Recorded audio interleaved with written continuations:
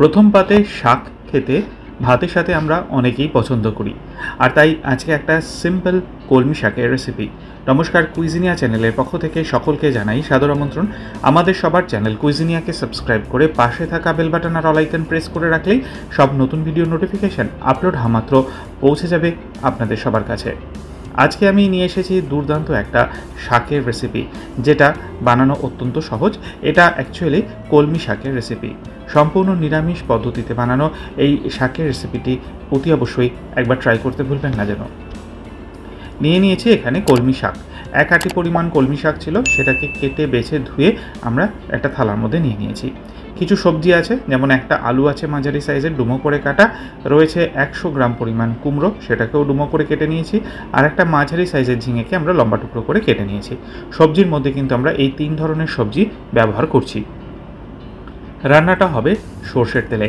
সর্ষের তেলটা গরম করে নিয়েছি, আর গরম হয়ে গেলে এখানে আমরা দিচ্ছি ফোড়নে দিচ্ছি 1/4 টিস্পুন পরিমাণ কালো জিরে। ফোড়নটার থেকে সুন্দর গন্ধ বেরোতে শুরু করলে একে একে আলু, কুমড়ো এবং ঝিঙেটা আমরা দিয়ে দিলাম।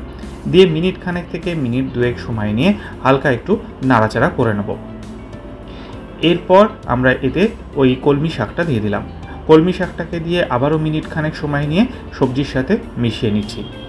তারপর দিয়ে দেব প্রথমে স্বাদ অনুযায়ী নুনের সাথে দেব 1 চিমটি হলুদ গুঁড়ো, তার সাথে 1/4 টিস্পুন পরিমাণ চিনি। বাস, আর কিছু কিন্তু পড়বে না। ভীষণ সিম্পল রেসিপি। এবার নেড়ে চেড়ে নিলাম, আর তারপর এতে আমরা দিয়ে দিচ্ছি জল।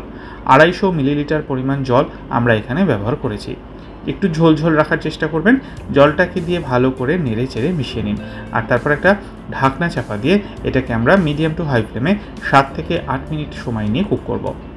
মিনিট 8 হয়ে গেছে, ঢাকনাটাকে খুলে নিলাম, একটু চেক করে নিই সবজিটা সেদ্ধ হয়েছে কিনা। হ্যাঁ, সবজি কিন্তু একদম সেদ্ধ হয়ে গেছে। ফ্লেমটা অফ করে দিলাম।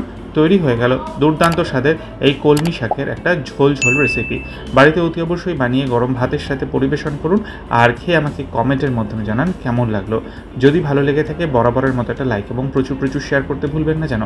যারা এখনও চ্যানেল কুইজিনিয়াকে সাবস্ক্রাইব করেননি, অনুরোধ করবো চ্যানেলটাকে সাবস্ক্রাইব করে এই পরিবারের সদস্য হয়ে যাওয়ার জন্য। লাইফ ইজ প্রেশাস, গল্পে শিখালে কাল চ্যানেল দুটিকে সাবস্ক্রাইব করতে আজকে ভিডিও ডেসক্রিপশন বক্সে লিঙ্কটা প্লিজ চেক করে নেবেন। সবাই ভালো থাকবেন, সুস্থ থাকবেন। দেখা হবে পরের রেসিপি নিয়ে। নমস্কার।